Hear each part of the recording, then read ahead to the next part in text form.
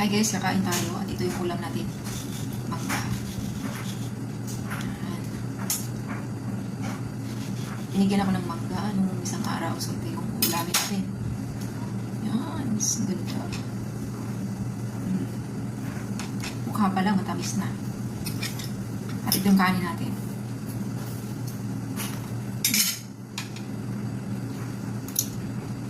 Sa probinsya guys, wala namang masyadong doon, karne.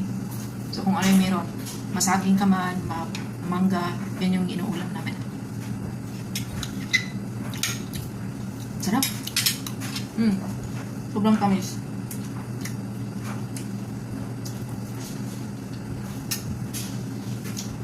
Panalo guys. So mangga at saka kanin, pwede na. Okay, guys, napakasimple, hindi na kailangan maghanap ng iba pang ulam.